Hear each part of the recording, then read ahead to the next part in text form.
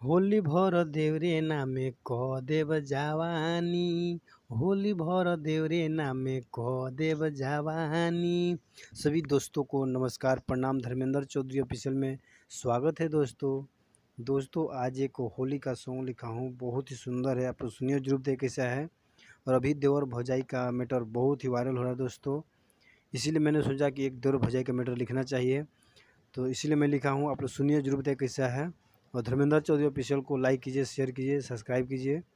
चलिए दोस्तों, हम चलते अपने मुखड़े की ओर। भौजाई करिए कि बेरी बेरी कहतावे आवो न पालानी, रंगवा लगा के भौजी काटल जाओ चानी।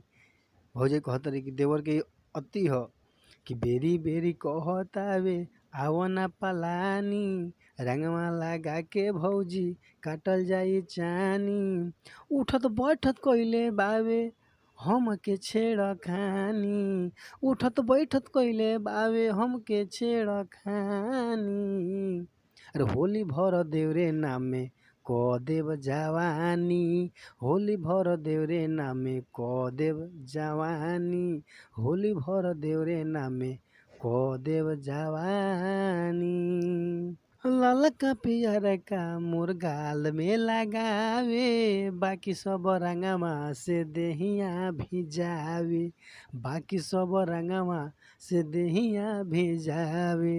अरे ललका पियरका मोर गाल में लगावे, बाकी सब रंगवा से देहिया भिजावे, बाकी सब रंगवा से देहिया भिजावे।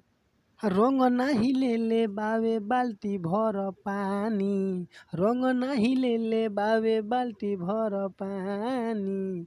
होली भर देवरे नामे कह देव जवानी, होली भर देवरे नामे कह देव जवानी।